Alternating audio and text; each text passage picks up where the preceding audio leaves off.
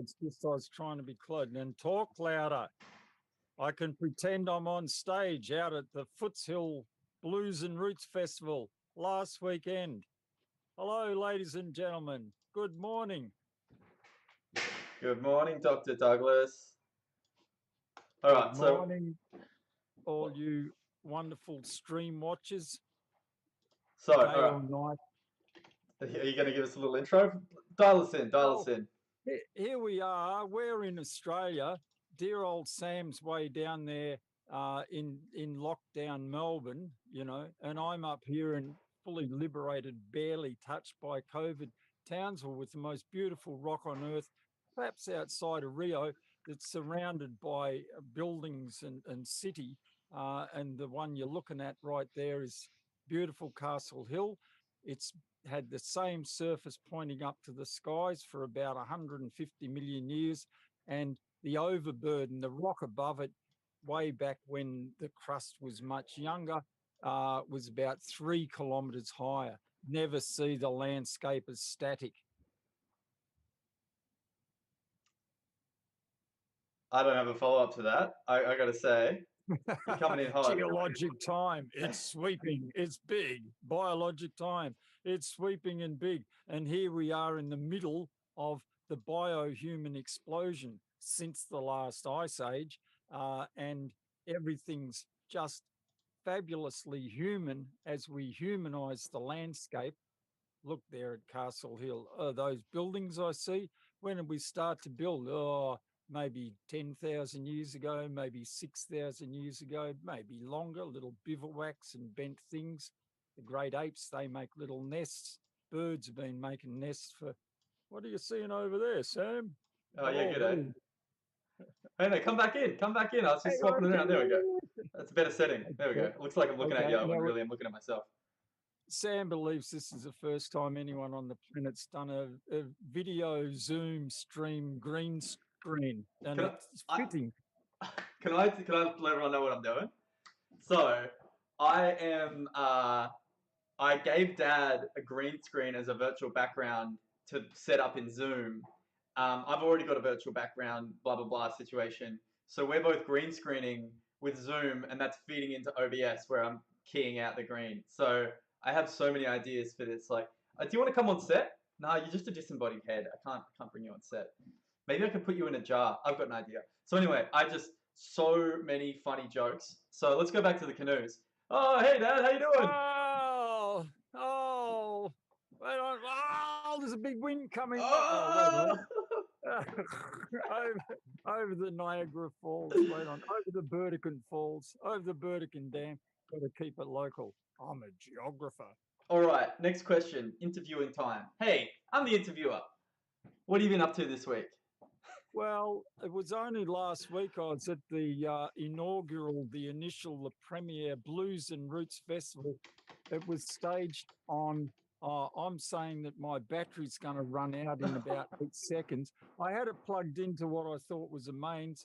Talk amongst yourself for a minute while Get I it, plug get it the bloody plugged in. I reckon I've only got about another 10 minutes left in me. This is I'm fucking cooked.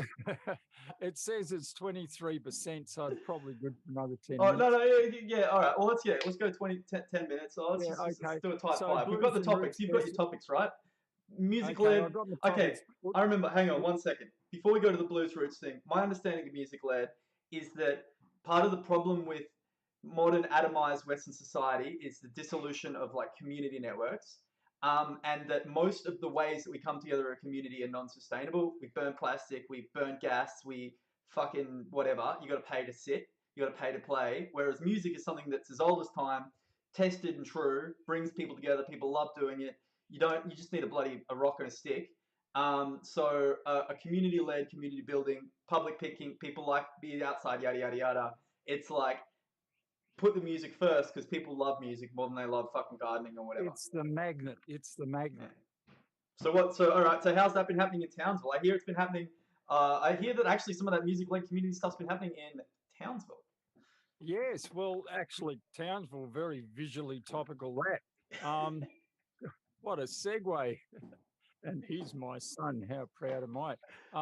We had the pilot one of these music led near neighbours picnic in open public space outside of our side property here in Townsville, big open parky sort of area.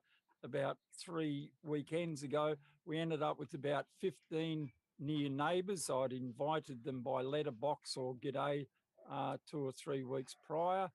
We had about 15 neighbours and about 10 of my muso friends, little PA out the side gate, and everybody had a ball. So all our neighbours, and then for days afterwards, the neighbours going, oh, when are you having the next one? Oh, maybe never.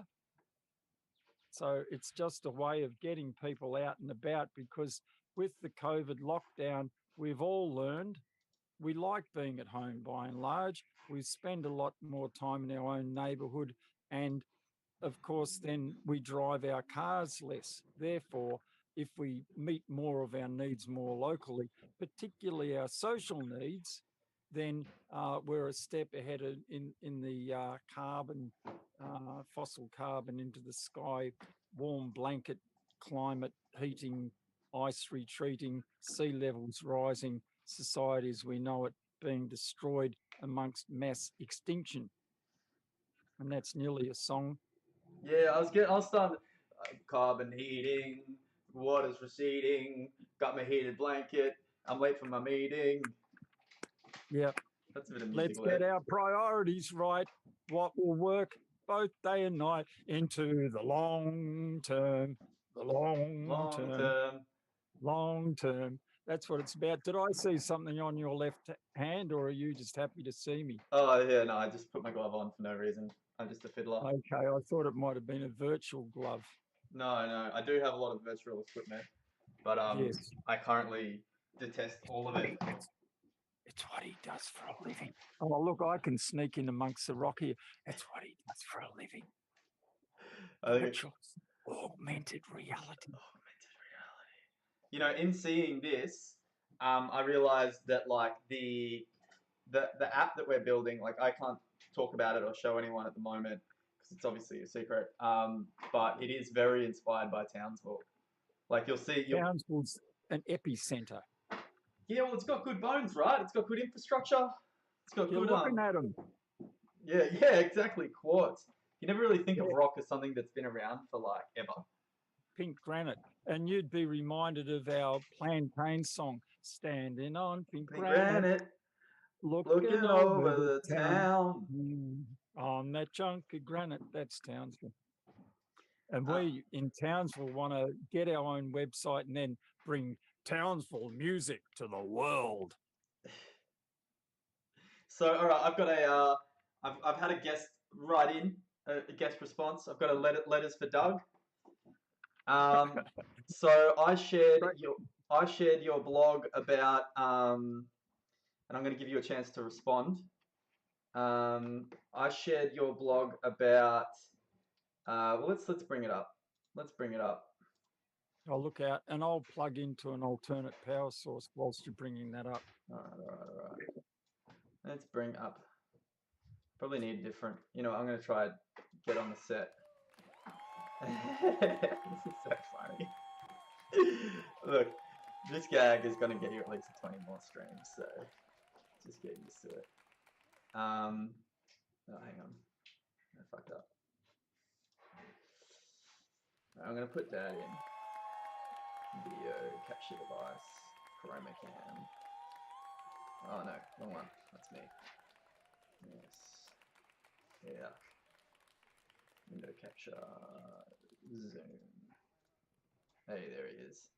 I just need a way to like have you like be in this view, but have it make sense. If you know what I mean. No, I am on the couch. In fact, it's just that there's a few problems with the visual transfer, so I look like I'm just head and shoulders, but I am physically there in New York on the set of The Tonight Show, and Sam is hosting. Hang on, give me a second. Okay, I'm hiding behind the couch. I don't care. I've got an idea.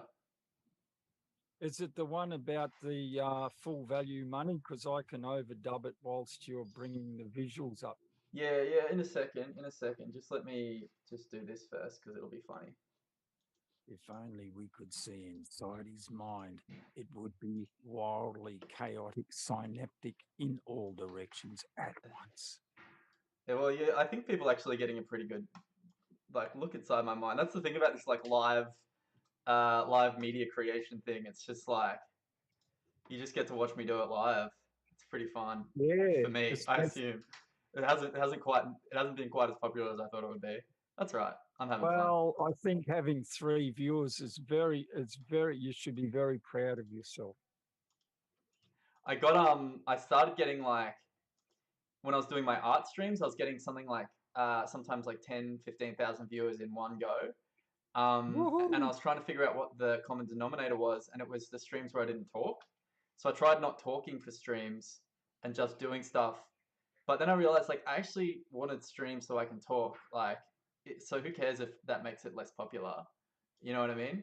So now I'm just back I to think having as a narrator, I think having narration's good, but I tried that no talk policy on an interview series that I'd put together. That didn't go all that well at all. is that a joke? I don't get it. It was a joke, and you did get it. All right, cool. I guess it wasn't funny. Ah. All right. Hang on. All right. Townsville. Oh, here's something while You you're doing distract them. that. I know I want to distract you with this great story, but I won't. No, distract them. Huh? While distract them, being the audience. Oh, The audience. okay. You tune out. Well, audience, there I was at the Herbert Hotel last night for the launch of Septopus by Deep Sea Creature. 4 of my favourite humans on this planet, 4 of my best friends. And Sam grew up with all of them. Oh, much more relaxed now. I think the proportions are ever so slightly not. And I was waiting. It's not funny. I was waiting. Is this guy a visual comedian, or can't he just get the proportions right? And now he's getting it. Shrink me, pal. Shrink me. Shrink me, Sammy. Shrink me. I'm loving that. That's this is like screaming to 3 people. I mean, wow. So I'm at the Herbert last night, and I'm ordering for Bronwyn and I. Yes, she came out. Everyone's so happy to see her. And I'm waiting my turn to order, and I just get into a little patter with the woman who's taking the food orders. And she says, "You're amazing." And I go, "Well, bar people normally don't say that to me with great enthusiasm." She said, "You're fabulous." And I said, "Oh, I'm happy you think this." And then, of course, I said, "Everybody else says so. Why wouldn't you?" And then she says, "You've lifted my whole day. You're very funny." And I said, "Well, I'm glad you get it." Yeah. And so we both had a good smirk at each other. And then she said, "I used to run a comedy show here before COVID." And suddenly she's clearly one of the managers, and I believe one of the co-owners of the pub and second generation, etc. All clicking in on my little Jewishy brain. And I said, "Well, what's happened now?" She said, "Oh, I haven't started it since COVID." And I said, "I'll start it for you." And she said, "Oh, fabulous. We'll talk when we're not real busy like now." I said, "See you next week." That's awesome. That's the coolest story you've ever told me in your life. Well, it's probably the best story that's ever happened to me as well. So sort of fits. Chase that one to the fucking ground. Like that's Well, people are we'll only see. people only stream because no one wants them to run their comedy club. Oh, yeah, So I if you've know. got Well, someone that wants to run the comedy club, like fuck me, that's great. well, the story gets better because I was so excited.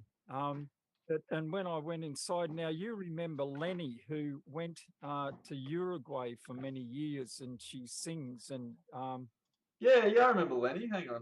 Lenny. Well, she was inside. I introduced her, emceed her out at the festival last weekend, as saying a fabulous fusion of Ecuador and Townsville music, because there is a distinct genre. Someone said last night, "Oh, what of these Septopus, deep sea creature, Townsville? Look it up. You can download." Well, look at the screen. You're even better by the moment, Sam. This is why we remain impressed with this fabulous son of mine. What have you got now? Yeah, Deep Sea Creature, that one. You can download it. If it's only $80 a song or something, it's very reasonable. So what are we dealing with here? Like, once again, just imagine people don't have the context that you have. Why are these words on the screen? I've got the narration going. These people are producing world-leading music. We've invented a new kind of music here in Townsville called sustainability songs. And one of the lead songs that when Patrick Levi and I put our video film together, it's going to open with one of their songs, one of Tony Squire's songs called La La La La. Money is the blood of those vampire corporations. Money is the blood. So that drives all of the stuff to do with sustainability. Bad signals about what's valid and worthy in money. But to finish off the earlier narration, after this woman going, oh, music, yeah, fab, I go in there, I see young Lenny, who's played last weekend. Hey, we just had a comment from the crowd. We've got a message in from one Chris Jensen, who's commented Townsville's answer to Philip Adams. I'm not sure who that is, so I'll just put that out there. Philip Adams is 86. Thanks, Chris. I remember you when you had no hair on your face, as in you were a kid. Anyway. It's easy to roll up, folks. Anyway, I'll just put that up there. Go on. I'm seeing Lenny in there. No, keep that up. Deep Sea Creature. They launched their CD last night. If you want topical. Is that this video? Let's watch the video. Yeah, go on. I'm assuming this video is related. Oh, Tony and Paula put them together, yeah. Alright, so everyone's hearing it. This is some for music. Have a good listen.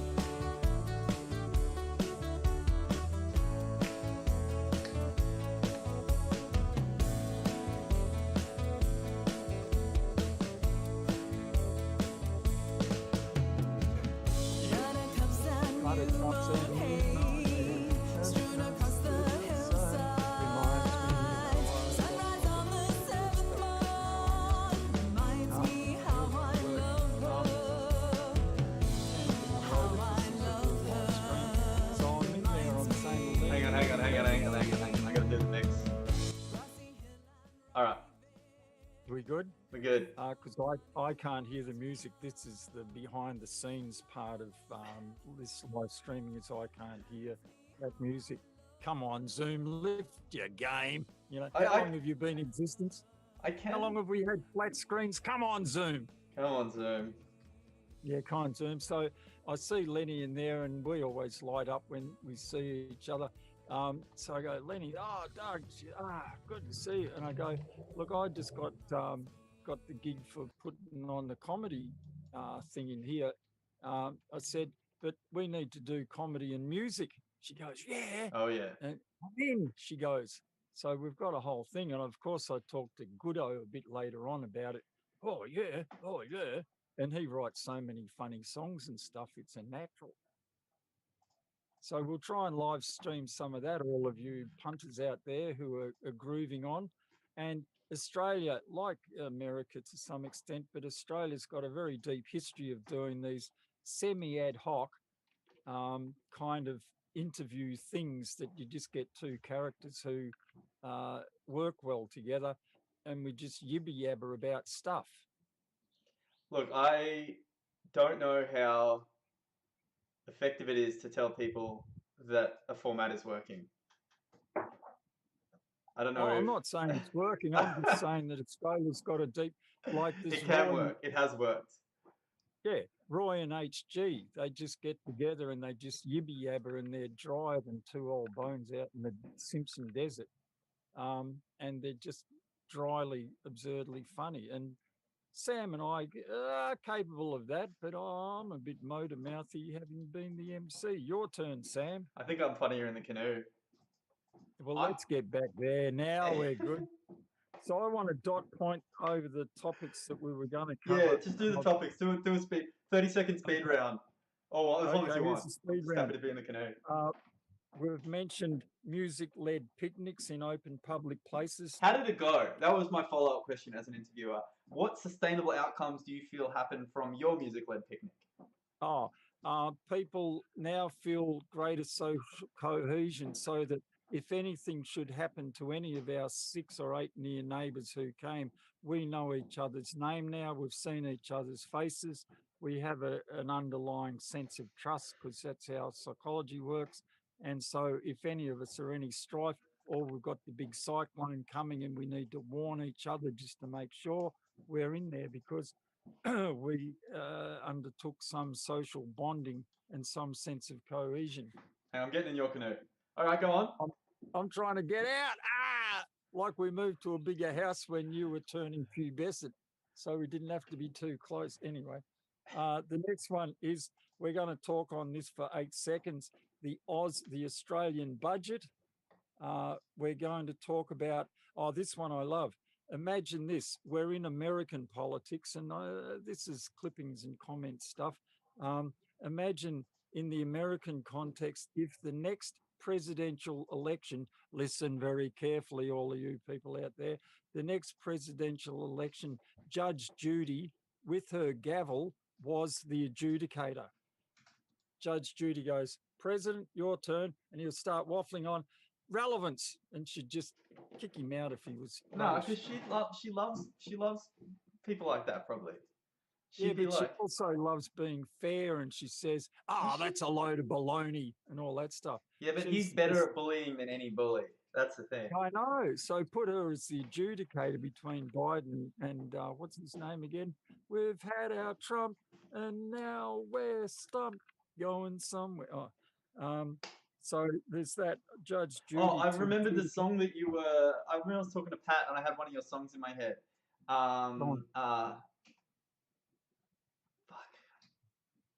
Fuck, it was just there. It was like something about like a lady. I don't know. Fuck.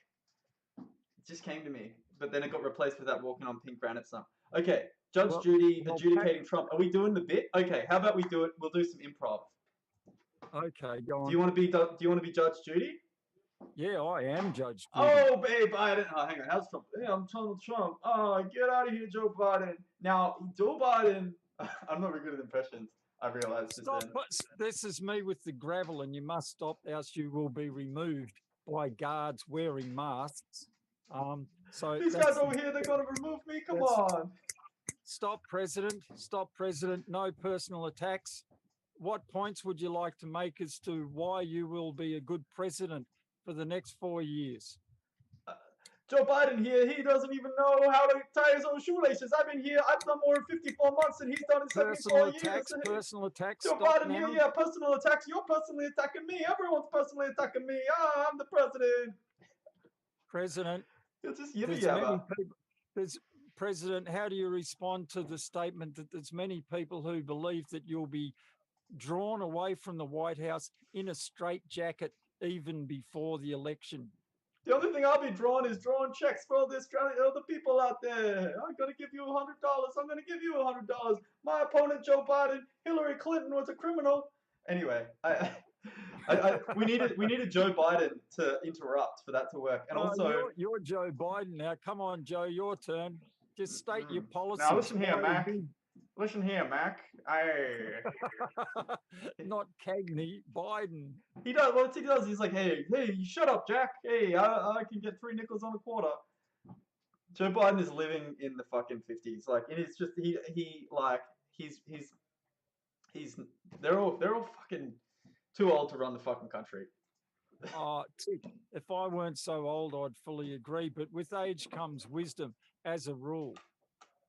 But those guys are both struggling to keep up the pace, and they're both manifesting it in very different ways. Like Trump is just diving further and further into his delusional narcissism, with all the filters that kind of work to make it not too. Well, actually, it was always maladaptive, and Joe Biden is doing his best to keep up, but society's been accelerating around him for quite a long time. And he can't. That's the thing, is he can't compete with Biden's just, I mean, what's his name? What's he called? And Trump. Just like personally, you're a fan of that really old fella, aren't you? Who's a kind of Bernie.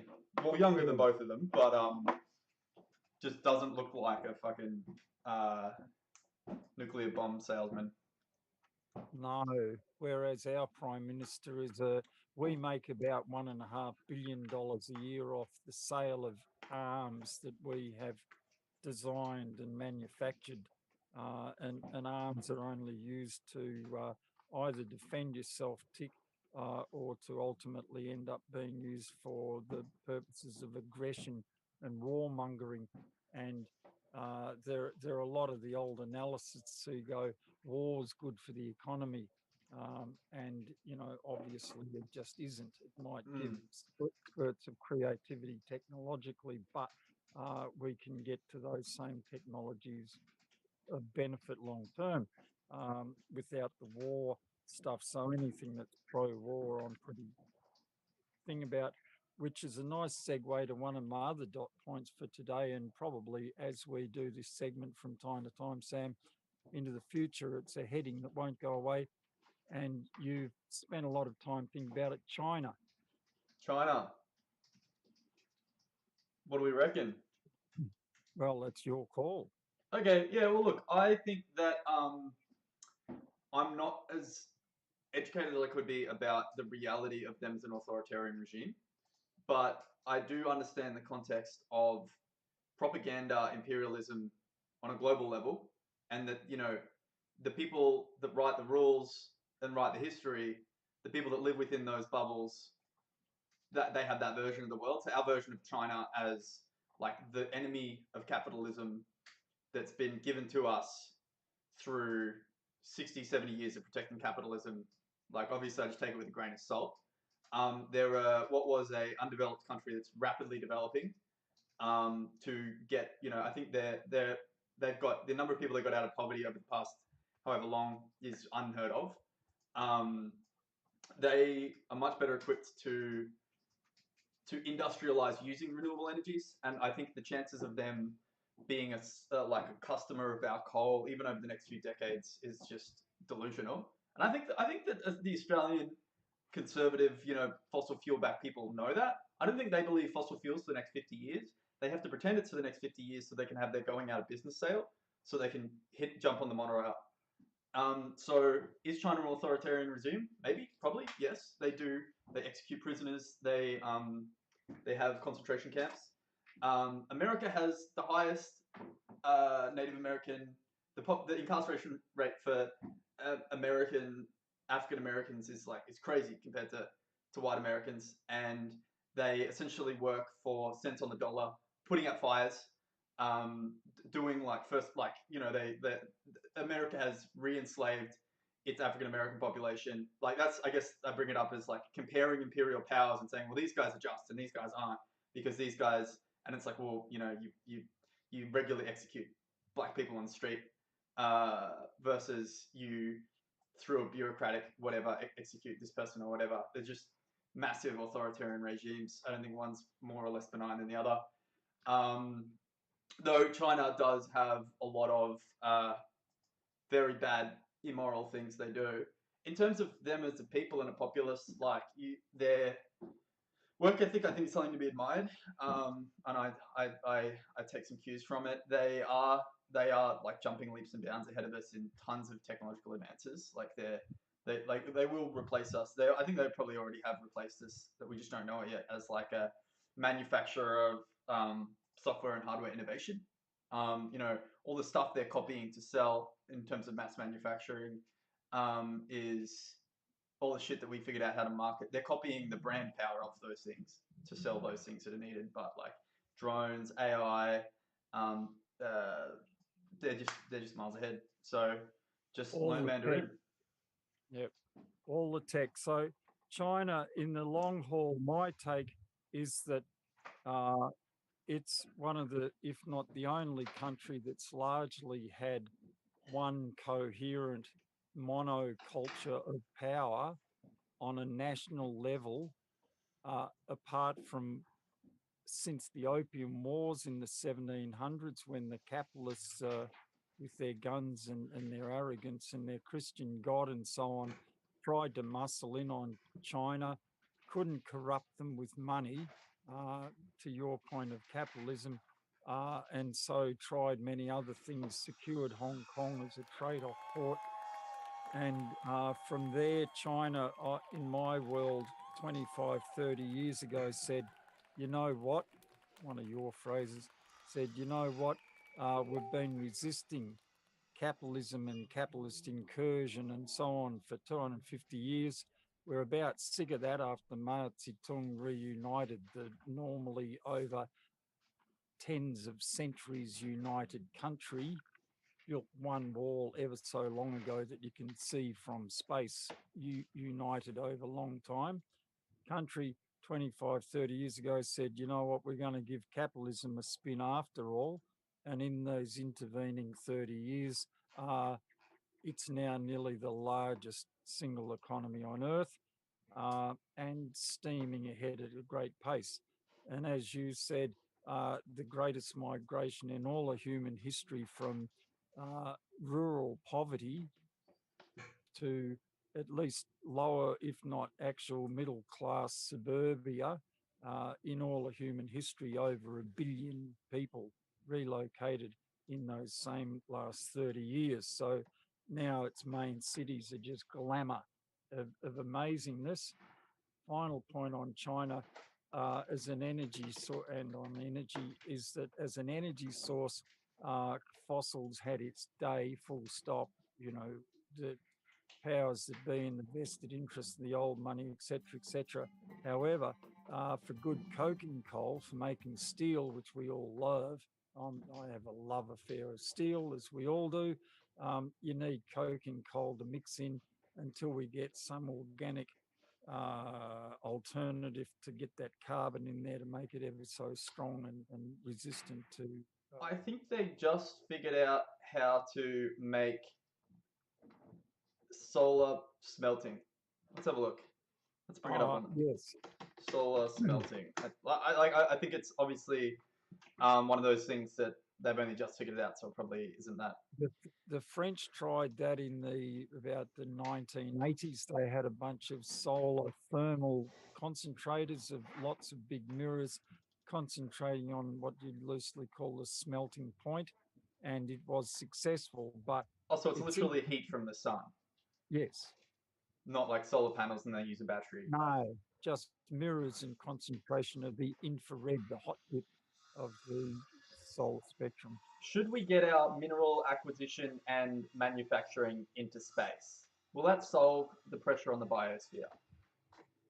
My broadest view is that the more needs meeting of humans closer to where we generally live and or work, which is hopefully adjacent itself, the more needs meeting we do, more local the home, the better, just as the biggest, simplest generic rule. So if, for instance, we in Townsville here, we have the biggest mineral province on earth, to our west, called Mount Isa Mines, and I regularly see big rolls of copper plating going off to port. I regularly see lots of smelted down objects and ingots and so on big heavy low loaders going onto ships and away, and then it goes largely to China. It gets all done up and we buy it back with a value add of about 20,000% on it.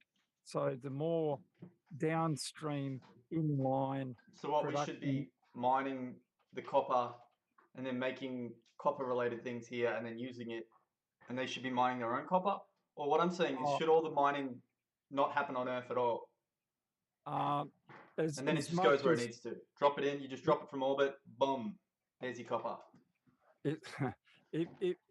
If we choose to stabilise as a very clever species, and it is our choice, and as people like David Attenborough and Greta Thunberg make most clear, the choice is now, and we are in the middle of the biohuman explosion. The choice is imperative to be made. We either go long term, or we just let this explosion of our impact take out species and climate stability, and then the whole system, including our own, all collapse. And the choice as to whether we go here's a bit of copper. For instance, one of my kettles, my indoor-outdoor kettle for my place here, it stopped working 3 days ago whilst Pat was here. The instinct is to just toss it in the lead and everything in the bin, and it goes under the tread of the bulldozer, and it's gone and landfill, and somebody extracts it, or I try and fix it. So I clean out the terminals and I fiddle around. I still couldn't. So I put it in the back garage. You can deal with it later. But if we get most of our minerals, let's use copper. If we get most of our metals post-production, post-use, and then put them back into the recycling stream, recycling all our metals, sorting all of our different materials as close to use as possible, and then in turn, which is one of your bugbears, try and make stuff that we're always going to want to electrically heat water because we like tea and coffee and that. Let's make it so that these things last for 200 years to begin with. Let's Yeah. go. Yeah. Okay, so you're saying don't get an endless supply of metal from the sky. That's Make a crazy. closed metal Yeah. reuse Yep. loop. Well, that's part of the stuff we're learning about in the thing is circular economies as opposed to Yes. just not we'll reuse, recycle, whatever. Okay. Yes. Well, look. So Go on. back to that blog that you were going to bring up. Oh yeah, all right. We got letters for Dad. So if you would like to have a letter addressed to the Townsville narrator, Dr. Douglas Gowdy, write into @Samuel Tates on Twitter, care of the Doug, the Duggosphere. So I posted one of your blogs. I only read half of it because my life has been very busy lately, and I was like, yeah, that sounds pretty good. And I am going to try and find the post. We'll bring up the blog. I'm pretty sure it's the most recent one, so you can give me the spiel while I'm trying to find it.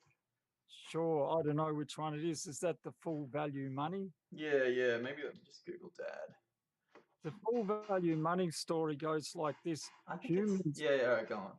Was it that one? Humans made up money, and so we can redefine what as a means of exchange. It's one of our best inventions, but it hasn't really had a moral or an ethical or a long-term attachment to how we value every exchange, whether for goods or services. So the idea of full value money is to go, let's create some more screens and filters through which we judge and value every human transaction, so that, for instance, if I buy a kettle and it costs me $27, but it fails in 3 years, is that a good buy? And of course it isn't, because there's the whole landfill resource depletion.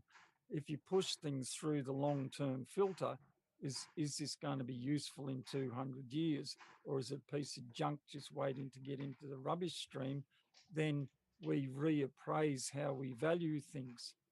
And the argument with full value money is that with an ethical and a moral aspect, then the signals to let's clear more land in Malaysia for palm oil, let's continue cleaning and clearing and burning the Amazon, because we can magically make money out of destroying absolutely pristine ecosystems. Just if you change the money signals, it's like you get penalised a lot for any destructive behaviour of the remnants of nature. So let's just say to those who have been clearing old growth forests and so on, the money signals have shifted. So I think the commentary that I got, so I can't remember which blog it was, I'm trying to find it, but I think it was very much around the like, do what you want to do locally, do what you got to do locally, local, yada, yada, yada. And it makes sense, right? It's like local needs meeting as a concept makes sense. And the guy responded, I'm just trying to find it, which I'm not having any luck. The guy, the one that's about local needs meeting, or is that in all of them? Well, the local needs meeting goes like this. Most of us heard of the concept, for instance, of food miles. I grow my greens in the backyard. The food miles is zero. Each lunchtime I go out and pick some, chop them up, put them in my bog standard lunch. and I've got enough iron in my bloodstream to carry my oxygen around, and thus I don't need a nap most afternoons. And all things to do with food, all things to do with shopping, with social needs, and as much as is possible with work. And we can run this COVID deflection. One of the 3 blogs, there's not that many so far. The There's fourth 4, is on right? no, the fourth's on psychology, and learning about all this long-term local urban sustainability. Where you are, the big headings, subheadings are to try and use less materials, be it what it may before, to travel less, like plan your trips better. If, like us, we are able to use our cars and travel wherever we like. You're still under a 5 kilometre restriction, aren't you? Yeah. In Melbourne? I Yeah. can't imagine not So being under a 5 kilometre restriction anymore, to be honest. we in Townsville were barely brushed by COVID 5 minutes since we had a case. So we're a bit cocky and a bit smug, and in a sense, sort of world leading because we are Hey, getting can out you get again. some more light on your face? No, All right. not easily. That's right. That's right. That's right. That's right. That's right. So So this guy said, very interesting concepts. Seems a bit too nationalist for me, though. What is your response to that? Without asking me any follow-up questions, because I was just like, I don't yeah. care. Okay, it Is he starts calling off. you a Nazi? What am I? Was he calling you a Nazi? Because I'd say I'm a you were talking about. Nazi. I'd say you were talking about socialist kind of community building, but you put Uh, national in front of socialist. All of a sudden, you got yourself a Nazi, and I was just like, "Are you uh, calling my dad a that's Nazi?" interesting. Given that my father was bombing the Germans 33 times, Nazi, not really. I don't think he was actually calling you a Nazi, but a No, nationalist is it's a good point that I'm curious about is is that does that abrogate our responsibility to other no, not at undeveloped all. countries? What's your take on that? This is Paul. Uh, If you're watching it, this is a direct answer to you. yeah, Um, it seemed Paul, like a reasonable question. I just ignored it because I was just like, whatever. I'll, I'll answer it. Paul, listen up. It goes like this. You can only physically make change to things where you physically are. This is one of the great breakthroughs. So if you want the world to be more sustainable, what you can do is use less stuff, is reduce your own personal biophysical impact in your daily life. That the collection of behaviours that each and every one of us does in our private and our public and our personal lives is the total human impact, currently about 3 times what the planet can take. We've all got to pull back a lot on our own personal, literally biophysical impact. So the more gently we use, the less we consume collectively, individually, the less overall impact on our imperiled species and so on. So you can physically only do stuff where you physically are.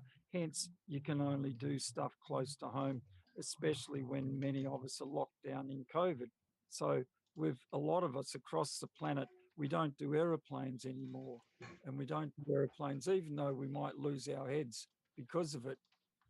We don't do aeroplanes anymore. Oh, did you I'm lose not your head? Oh, certain. I see. Hang on.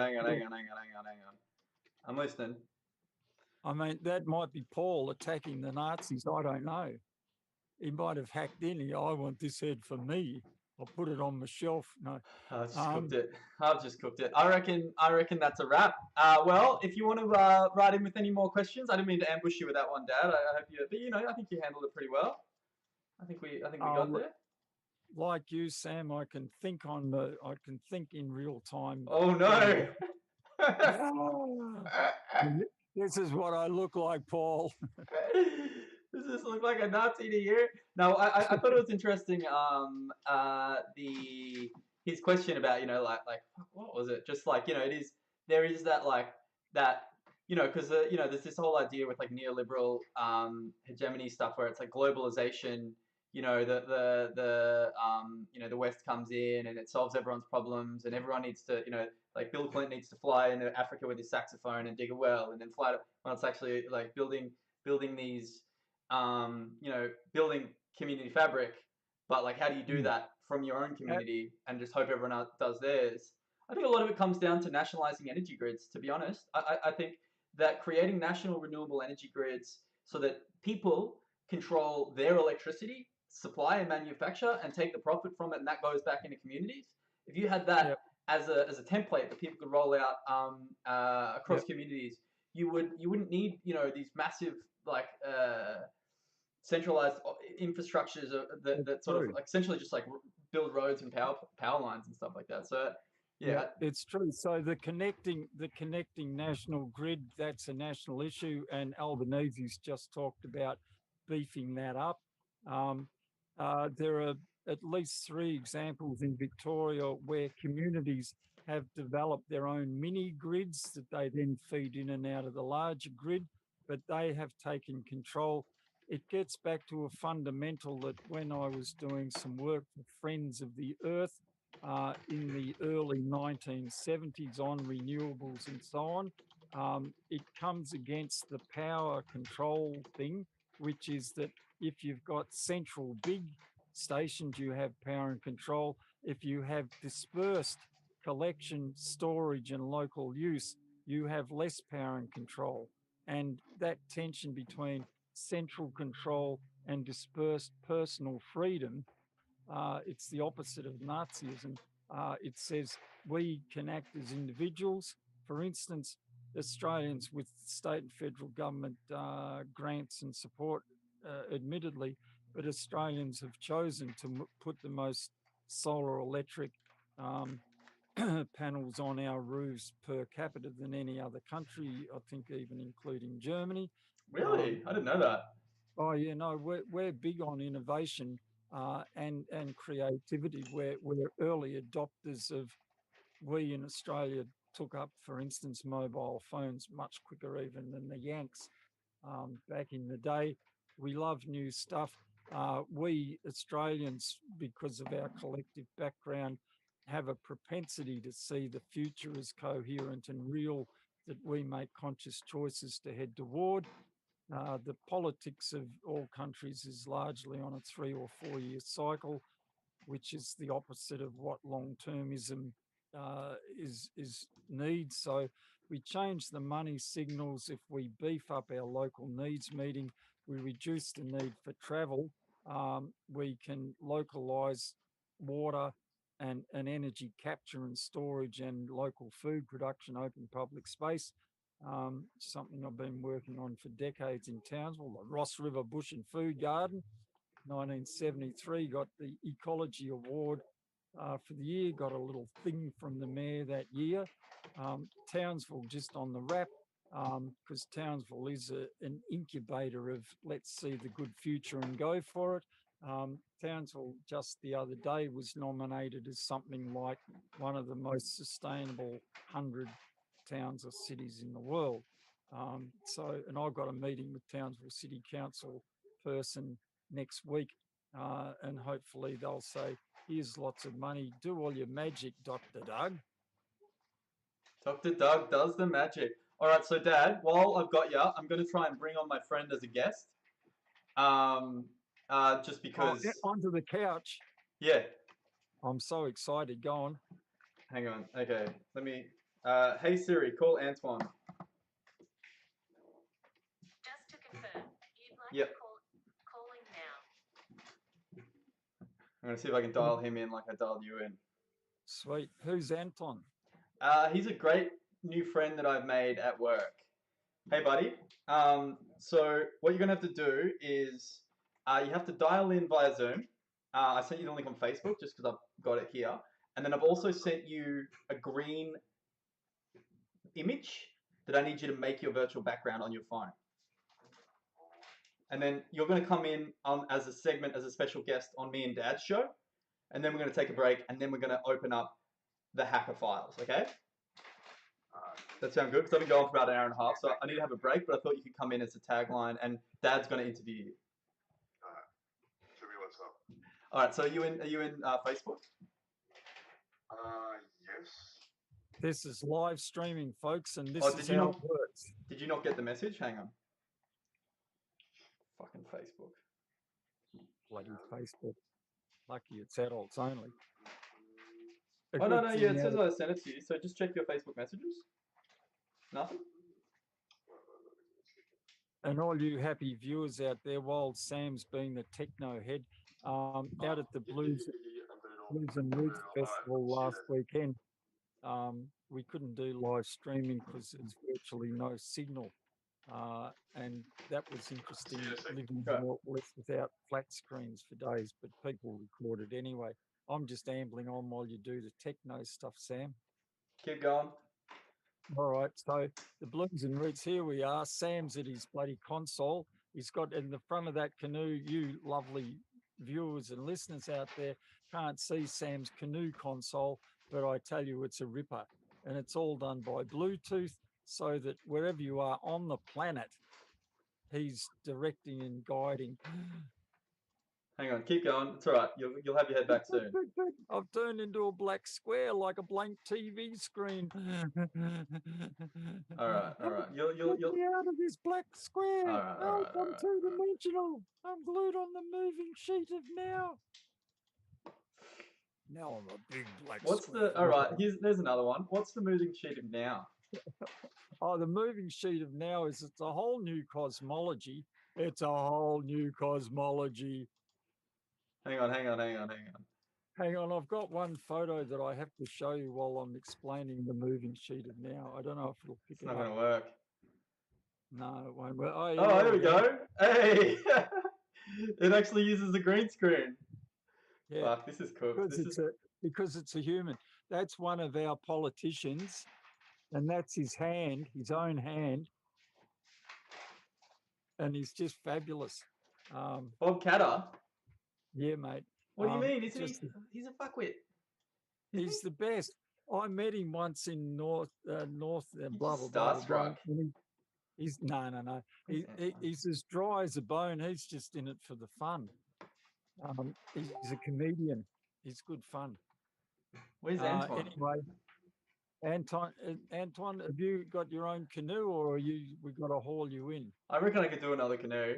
I've got a Go on, few then. tricks up my sleeve. Hang on. You say this, Sam, but just because you've done the first green screen Zoom on Earth ever, you think you're clever. I definitely think I'm clever. Well, I don't, but I like to test my capabilities. What you've been designed for intergenerationally, Sam. All of us as survivors from 4.5 billion years ago. Think of that. When creation began. Oh, here we on go. the Here Earth. it comes. All right, Antoine, you need to set your virtual background. All right, so here we go. So Antoine, you need to set your virtual background to. Hang on. Do you see that green that I sent you? Hi, I can Antoine. Hello. There you I can jump on somebody's canoe though. I'm not Yeah, no, but I need you to set your virtual background to that green color that I just sent you, sure. When Oh. creation and you got to turn began. off the stream as well. Yeah, I just did. There All right. Give me 2 seconds. Hang on. All right, everyone. While those techno crappings going on, the moving sheet of now is that it's a whole flip of cosmology that says the only time that has ever existed or will ever exist is the moving moment of nowness, from the Big Bang to the dispersal of oblivion. There is only ever now. So no matter how far away the different constellations and so on are, they're all only existing in that one moment. We might only see about it at some much later moment, but we only ever see it in the moment. Now, I don't know if you're getting voice only or the whole thing's gone dead. No, I can hear you. Okay. You're running the so show. the moving sheet of now, everybody who's listening, even if they can't see more than some goofy fella. Hey. That's my, No. It says my I can workmate, see buddy. technically. Not you. You're my darling son. Yeah, but what about technically- Antoine? Hang on. I need to troubleshoot Antoine. Antoine, you need to set your Zoom background to that green You color. want me to do the green screen thing? Yeah, you can't come on the show unless you green screen. That's my new rule. Oh yeah, no, it's green screen makes, only. Makes little sense. Well, you want to get in a canoe with no green screen. Let me guide him into it. It goes, you tap the screen once, Anton, and you see the three little buttons with more above it. And He's then on you click PC. on that.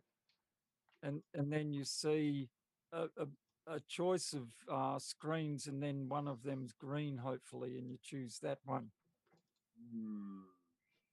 What are you seeing, Antoine? So you have to download that green I sent you, Yep. and then Oh. when you're in the virtual background mode, you can add a virtual background to it.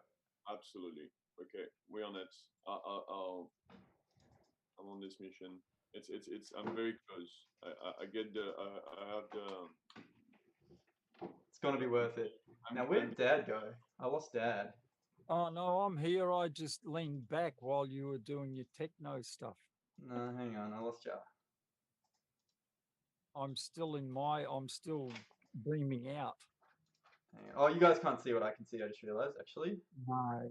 All So right, I'll Antoine, pretty continue. close. You are reversed. What's going on there? Yeah, I'm not sure. I quite like it. I'm not gonna lie. I don't like it. Oh, I like that. Go with that. Oh, what about that? Woo! Except we can still see you're in your bedroom, Anton. Sorry. Oh no. It's still a Okay. little bit like, yeah. Oh, spooky. It is spooky. Mm. Manual pick the color. You guys are making a mockery of my format. Well, no, it's just I'm that good. it's never been done before. You expect a few bits of All fiddle. right, we're getting close. Hang on. Should we tell Anton that this 69-year-old man figured it out pretty quick? Well, he's yeah. Well, yeah, that's all right. I think And he's a techno head for a living. It's taking the white of the wall and it's replacing my eye and my teeth. Oh, I know what's wrong. Okay, yeah, cool. No, that's good. That's pretty It's good. Sam's fault. Wait. Oh, so that's your Zoom isn't giving us the green we want. Okay. Hang on. So I'll show you what I'm seeing. You see that? How good's that? Ah, fuck, come on, mate. Hang on. Where's me? I've lost you. Hang on. I'm just trying to. All right, guys. I'm doing my best here. I'm trying this. I think I've got this. This is looking pretty good. I think Now that's a bit green. I think. Let me see. You do have green eyebrows and green eye whites, but and teeth. Now you mention it. Yeah, which I think is quite nice. Yeah, a little bit of in and out's totally fine. See if we can get him in the canoe now. That's the next challenge.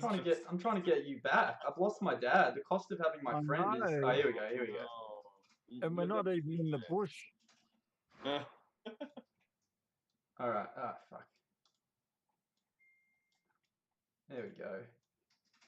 This is great. By the way, I was watching a bit of it with Nicola, my wife, just before I jumped in, and it's a great situation. Great work on the whole, like, I guess, like, setup, like the stage is. You can really feel the professionalism. All right. Well, do you want to go on the stage? Let's get. Oh, there we are. Hey, it's the Hello, boys in the all you canoe. viewers. Hello. Hello. Now, don't cause too many waves there, Anton. I'll try not to. I'm No. good. I can move a lot, but I know. Yeah, no rippling allowed here. so what do you guys have been speaking about? Well, we've just been carrying on about the world and the long-term future and what an amazing species we are, and we are in daily positions of choice about how much or how little impact we individually have in our daily lives on whether the planet goes long-term or whether we're just part of the big biohuman explosion and we're in the middle of wrecking it all as rapidly as we can. Yeah, we have definitely a lot of destiny in our hands, isn't it? Yeah, there's a lot of pressure in time and space for us to go COVID deflection, COVID pause. Hang on, let's just re-evaluate what is of worth to us and our own behavior and contribution to the long term or the destruction. It's all in our own hands, as Greta, our darling Greta says, as our darling David Attenborough and his like say. And indeed, recently, Prince someone or other said, let's do the 10-year thing of come up with 50 best solutions. Here's $90 million toward it. How good's that? Yeah. With David Attenborough. just in the last week. That's world news. Oh, really? What did he say? Oh, for heaven's sake, get out of the bloody techno world and into the real world of techno. David Attenborough's joined up with Prince, one of those older ones, and he said, we're going to seek... The paedophile or the war criminal? No, the good one, the proper Prince, not the pretend stupid paedophile one. Let's not get started on that. No, the heir to the throne.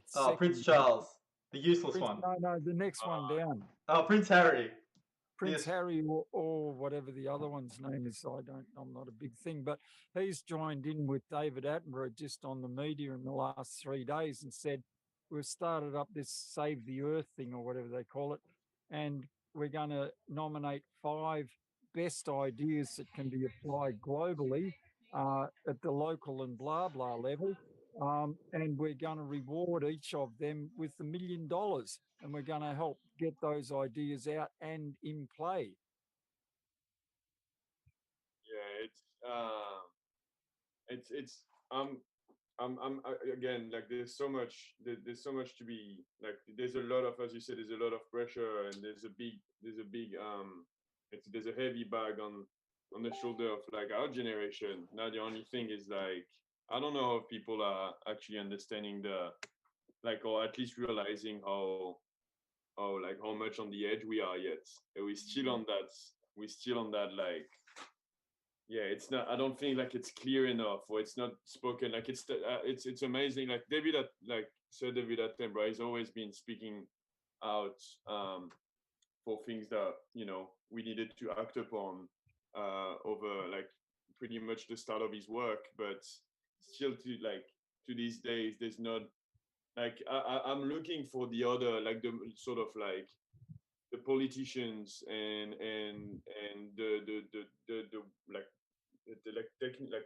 leaders in, whether it's in all industries, to actually step up and say, like, send the same messages, because otherwise I feel like it's just being pushed back, and we're entering.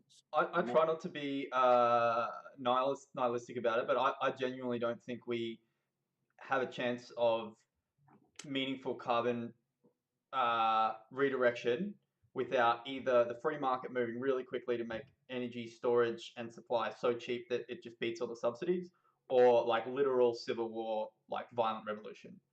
And I said to all my friends and to the powers that be, you got till 2025 to fucking set your course in the right trajectory, or you're going to have a whole generation that just has nothing to lose but their future, and they'll fucking kill you basically. And I'll fucking watch that happen happily, because and the thing is that our generation are the ones that are going to be held to account, not Dad and the boomers. It's going to be us, because all the kids of the the Gen Q whatever in 2050, we're going to be the old elders that let the world die, and we'll be like, well, we were just kids. And like, why didn't you fucking stop him? Why didn't you bomb a bunch of like oil pipelines? You know? Yep. And my take on that's twofold. One is that I think it's closer to 2 years before so many ecological tipping points are irreversibly reached.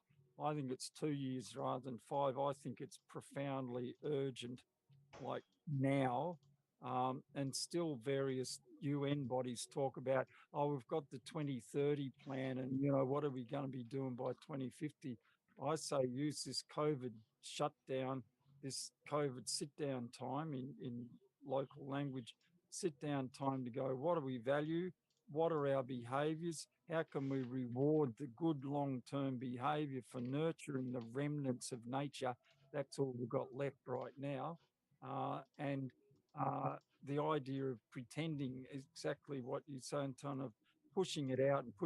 Oh, we'll make big decisions later, but right now in the US we'll do fracking. Right now in Australia, the feds have declared we're going to support lots of gas, as in fossil gas, as a transition to whatever. It's just wean ourselves off fossil most rapidly now, but no, they're building railway line to the Galilee Basin up here in North Queensland, out to the Adani mine site. Irreversible damage to large-scale water table for the Great Artesian Basin, biggest freshwater storage going, etc., etc. The decisions that the power mongers are making are within their bubble of having acquired power. They wish to hold and maintain power, and those decisions are coloured not by the long term, but their own individual power greed, and that's the fight of the planet. Yeah, it's I really look. I see across the world in like at least like each like people like each individual when again we sort of stuck in that system where we don't we're not left the choice, right? Like you have these conglomerates and these like again bigger businesses that sort of like rule the market and sort of bake their own soup and choose their own rules of what the future is going to be for Earth and its people. And it's like there's not like it at least there's that feeling for like that general like feeling that is shared, that is like we sort of stuck and we have to play with them, we have to convince them, Yes. we have to Yes. work with them, where And I'm leaning less and less, as Sam just said, less towards that end. Like I see a lot of like I know in France there's quite a few communities that started like large scale communities in different regions of France that essentially went back to like start, how to explain, like leave, like how to explain, like not being like reluctant in any ways of like supermarkets or anything, any sort of like we Fully sort of like agrarian. we kind of forgot how to like learn how to like get our own food, get our own like supplies, like electric like power and all that, and they try to relearn that as a community that's in middle exactly where we need to go. yeah, I think so too. I mean, that's the so it's that choice is the choice of okay, we can't influence that system. That system is too rigged. Therefore, we're gonna make our own system and go on the Yes. side essentially. So community food gardens, community, what I've been pushing for in Townsville for decades is community food gardens. I've helped start or, help maintain a number of them. Uh, there's permaculture as a movement all across the planet. In Australia and other countries, more and more, we're seeing food producers as custodians of the land. There's carbon capture, not in the stupid way that the big power companies say, but there's carbon capture in the form of making more organic soils, feed the ground, put in all of our nutrient recycling into the ground. You increase the carbon content as in the organic content, and thus the moisture and the nutrients, but you're also inadvertently capturing carbon in that more organic soil. And Australia's doing some fabulous world-leading work in that. And I recommend any listeners, viewers right now, there's an in on the ABC in Australia every Sunday at 12:30 they put out a program called Landline, and there's massive innovation, for broadacre farming, but there's also massive information on more nurturing kind of landscape management so that we can go long haul. We're not just the farm as a food factory with artificial chemicals pumped in and the soil's essentially sterile. So we understand where I say with COVID, we now have the concept that we can use knowledge and we can apply that knowledge as Australia and New Zealand and places done. Here's epidemiological knowledge about this virus. We will take on board that knowledge. We will practice the behaviours consequent to that knowledge, and we will avoid what happened to New York, what's still happening in northern Italy and England again, and on and on and on, because they're knowledge deniers. So in my world, you have people who embrace knowledge and wish to apply it into the long term as a key goal. We want to go long term. We're survival oriented. There's that. And then there's the other ones who are in their own little bubble. I just call them the bully bubble, where, oh, we're tougher than a virus. You know, we can bully our way out of all of this stuff and make more money for our mates. It's a dead end.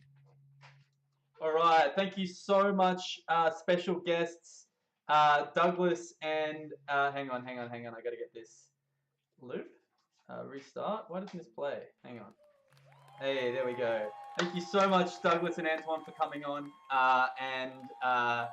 Look, we're going to take a short break, and then we're going to be back with our next segment, Hacking with the Honeys. Okay, so if you want to learn a little bit about hacking, about how to really make things tick, and how to just really, you know, get where you got to go, make sure that you stick around. We'll be back after these messages.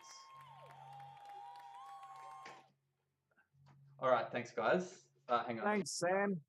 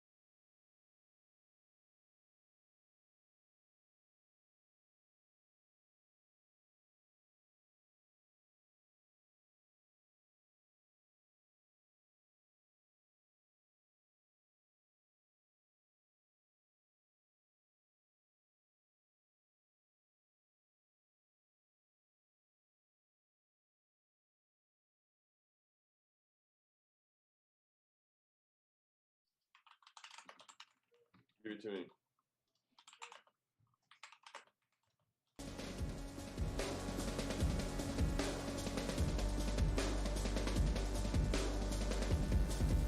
All right. Here we go. Here we go. Oh, welcome to the Hacker Zone.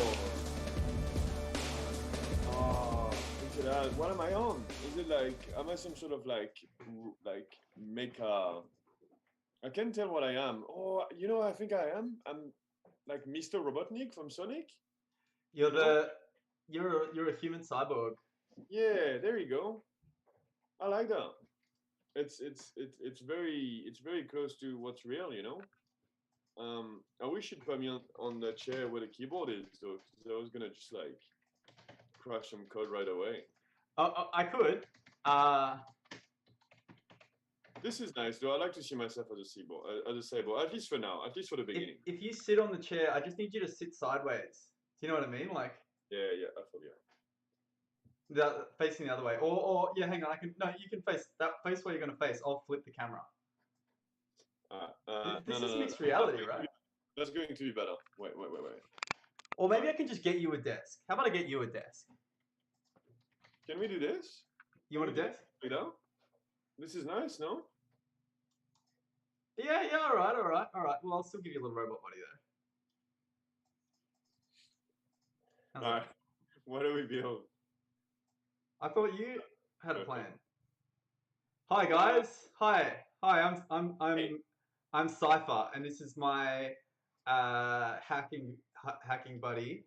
My name's Dark Angel 64. I'm a hacker by professionally, also like recreatively by design. Yeah. So, And, Dark Angel, what is hacking? well, it's I guess it's quite of a large, like, it encompasses quite a lot of let's say like practices, but let's just say that hacking is getting your way around through technology means, is what I believe hacking is. And when you need to get your way around, you need to use tooling, you need to create tooling, you need to like essentially craft that way. And sometimes that way can be protected, sometimes that way can be secured. A lot of the time the way doesn't want you there, because people choose who should be on the way and whatnot. And a hack is the ability to try and like get yourself the way for yourself and your peers. This is what a hack is to me. Wow, I never thought of it like that way. Mm. So I don't know why I'm doing this like faux. So hang on, I'm just trying to do something funny as usual. Why don't you bring up what we're going to be hacking on today, and this is where you tell me what we're actually working on, and I'll do it. On Yeah, sure. Well, Luke, today I wanted to maybe explore a bit of the realm of WebXR. I guess there's oh my god, yes. What is it? An iframe. Yeah, I wanted to explore a bit the realm of WebXR. Like, I think it's an interesting topic, and there's a lot of tools out there. We still nowadays trying to figure out obviously there's a lot of limitation, and what are, I guess, the best tool of the trade at the moment. So like, there's a lot of movement on a month-to-month basis in that realm, and I think it'd be interesting to hack our way around through this realm. What do you think? Sounds pretty good. Sounds good enough. Hacker. Sounds good enough to get its own tagline. Love that. So hang on. Okay. Hacking round WebXR. Okay. Anyway, oh shit. We've had a environmental slip. There we go. Get back where we Here we go. Okay. All right. Well, where do we start? You're the lead Yeah, hacker. well, look, there's one tool that I wanted to explore, and that tool is called. It's a framework for building. It's a game engine on the Mhm. web called Play Canvas, and I thought that maybe we could have a little go at it together and see what we can do to create a VR and AR experience and how that translates. All right. Well, let's bring up the terminal.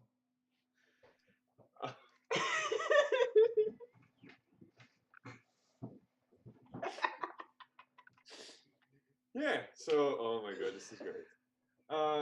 So yeah, look, Play Canvas is originally a game engine to build HTML5 games. They did, however, as in a similar fashion, Unity has explored the VR and AR world. They are providing libraries and tooling to be able to explore this realm. May it be controllers, may it be particular camera positioning to have like how would you call it, like depth of fields, and it's yeah, we they claim to be VR ready, they claim to be AR ready. Let's find out. Let's find out. Okay. So how do we get started? So first, I would say the good thing about them is that they have an in-house editor. So if you have a look at features, I would say like Are it'd be we nice going to do get- it along together? it'd be good to get into the editor. Let's just get right in. Hang on. I'm just trying to find the title for this. I need to sign up. You mind? Sure. Let's do I it. think Hang so, on. but I All think right, there you we go. might. Yeah.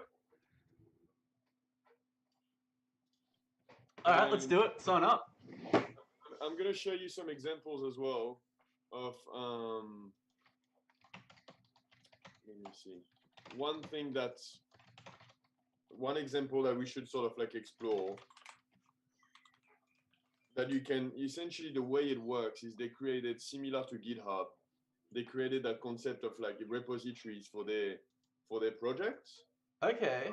and So- you can fork other projects, Sure. which is like a good way to I get a start on something that you try to do essentially. Okay, you're in. I'm in. Looks like you're in. Okay, let me send you an example of one that I think is fitting. Okay. Give me a second. Up.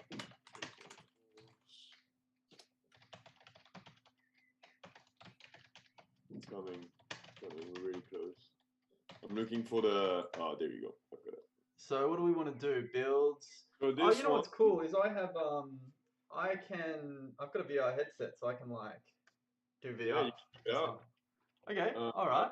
Welcome to the hacker zone. Hey, you won't even need your phone. All right. I'm just sending you a message with a link to go to with some starter projects essentially. Cool. Okay. With VR lab. Oh, can we do a multiplayer one? So that was the one thing that I was pulling out of the stuff that they were talking about with the thing that we're not supposed to talk about. And just generally, it's just got to be multiplayer. It's just got to be a connected space. Yeah. I mean that's like, I think that's sort of like, that's the thing that was on the slide, is like that sort of like shared like No shared slide. experience. No slide though. We don't know what we're talking about. No. Like, yeah, no shared experience. Like, there was a shared experience sort of like shown. So I guess, yeah, like you want to have something that allows for rooms, I Yeah. guess. Yeah, I was thinking about that. I was thinking about how we could do that with our current project, which we also, well, it's going to launch in like a day, but whatever. Is having a room to like, we need just like a system to set up shared like sessions? So we can easily because it's the web. Okay, like we have a lot of that there's a lot of capabilities for connecting people. We can use real-time databases. Or I think you're muted, Sammy. No, I'm just not saying anything.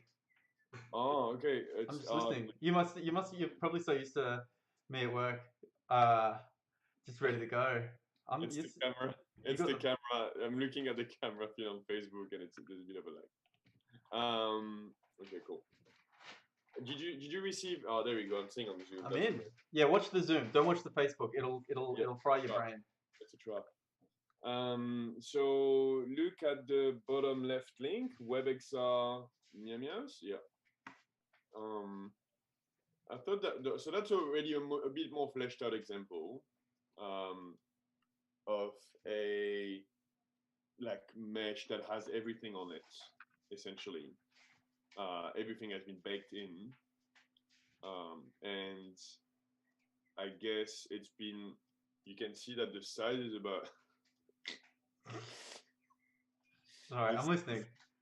the size is about like I think 20 meg is what they take the mesh. It's quite optimized in that sense. You can click to editor, and this is what I want you to see. I'm so sus on web editors. I don't think I've ever used one though. Okay, I'm always sus on web editors, and I'm still sus on this one. I'm not gonna lie, but I need an expert in the field of editors and people that code through the like visual editor to be able to source that out for me and be like, hey, is this actually like legitimate? Pretty good. We technically, for what we're trying to build though, like it should nearly all be procedural. You know what I mean? Like Absolutely. nothing. You shouldn't need an editor because it should all be constructed based on. So you have okay, like interesting, like maybe not for whatever is coming next. I don't think it might be because you wouldn't be necessarily using the in-app editor, like you'd be using the underlying engine. I do feel that for that purpose, Free.js might be a bit more suited. I reckon A-frame. Well, I mean, it's Free.js still A-frame. Yeah. Yeah, like, and Free.js and friends. But this one, I think for WebXR projects, like, like as a tool, I think you can get away with some pretty cool stuff. Yeah, well, if you can just like construct stuff and it's in the web and it's easy, that's Yeah, kinda cool. and I think that's the issue at the moment. I mean, it's one of the issue out of quite a few actually of WebXR is that you don't have the same developer experience first as like if you were working on a normal game engine like Unity/Unreal and friends. It's pretty cool. Like, I didn't actually launch in VR. It's a bit of a problem, but hang on, let me get my VR stuff going. Yeah, so it's Unity, but I think doesn't Unity do this? I'm just, like it looks like it renders stuff really nicely though. That's a plus. Yeah. So I guess that's the thing. It's like Unity, you have like a converter, and then you can convert some projects. I think for VR, it seems to be working fairly well. That's what Ian was saying recently. Like I do think with this one, I'm really on the fence with this one because it's been there for a little while. They're doing WebXR.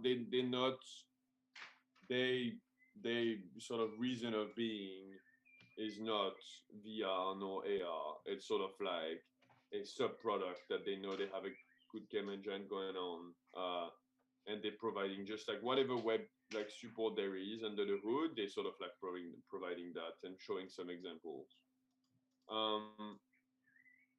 Yeah, I'm a little like what to say. I've played some great games that be built using this tool. And I do think that like you can have some pretty neat experience in VR. I don't know about AR. I really don't like that's something to really. I personally think like mobile AR is just irrelevant to everything. Like it's not so irrelevant. Like I know that's like, but like I just couldn't be bothered making stuff for AR, because It's like spending all this time designing for a tool set that's just going to be gone in 5 years, 10 years maybe. But then that's probably pretty dumb. Yeah, look, I must say that, like, I mean, what do you think? I guess VR is going to be, Well, just like spatial overlays. How did you trigger Yeah. this in VR? Well, yeah, you can just launch, and then whatever like VR enabled device you're using, you can just like go through go to the domain on your browser, for example. Ah, okay. And that's again one at least imitation of like the Oculus like browser still, is that there's not really like a neat way to forward thing, and that's an interesting one as well. Like like I wonder if you could have like Like a deep link or like something? almost like a QR code reader from the pass through. I feel like it'd be more like you could send. Surely there's a way you can send a command to the Oculus to open a website. Like I mean, from your phone potentially. Like you have like the app. You have the app, so you should be able to do something like send like. But I don't think there's I don't think there's something yet. I'm not gonna lie. There's no like standard lib support, at least. I reckon we could ask Eric about it.